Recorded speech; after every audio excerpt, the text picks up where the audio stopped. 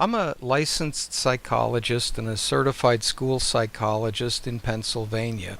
I was licensed in 1981. Now I've got the largest psychology practice in the state of Pennsylvania that implements what we call behavioral health rehabilitation services, and it's the largest psychology practice in Pennsylvania that deals exclusively with children, and 100% of its funding comes through Medicaid and the EPSDT program. That funding exists in all 50 states throughout the U.S., and in 33 states that funding is accessible to parents of children with disabilities regardless of family income.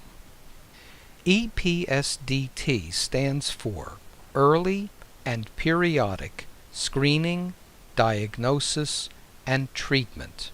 It's part of Medicaid, it's part of federal law, it's in the Social Security Act, and that is what actually makes it a civil right, that a child with a disability is entitled to accessing Medicaid EPSDT funding if they are under 21 years of age and enrolled in Medicaid, because the U.S. Congress in 1989 said that if a child who is enrolled in Medicaid needs treatment for a condition that disables them and they're under 21, the treatment funded by EPSDT has to be sufficient in amount, duration, and scope to reasonably achieve the purpose for which it was furnished. There is no limit on the amount of money that can be paid by the EPSDT program. So what it comes down to is Medicaid is a keg with two taps. You've got this massive pipe going out the back of the keg, flowing into schools with virtually unchecked force. Fine.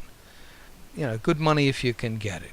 But there's also this spigot that comes out of the top of the keg, and parents can use that spigot to deliver EPSDT funding into their own child's life, in the home, in the school, in the community, to provide behavior support to their child 10, 20, 30, or more hours per week, based on a treatment program that is designed by a licensed practitioner of the healing arts. You have to have a really good filing system, a really good system of checks and balances to make sure there isn't any foolishness going on, and I've created a system that does that. And I want to show other professionals all over the world how they can do exactly what I'm doing, because the model I created is called a force multiplier model. So in other words, a licensed professional can impact 30 times as many people as they could all by themselves by implementing this model that I've developed, and it can be incorporated very easily into a medical home for a pediatric or a family practitioner. There's no end of good that can be done from this system. I've got one last thing to show you, the pages from the book, the Issachar Project. If you look at page 129 and 30, it gives you a step-by-step process of how to get EPSDT funding up and running in your own state.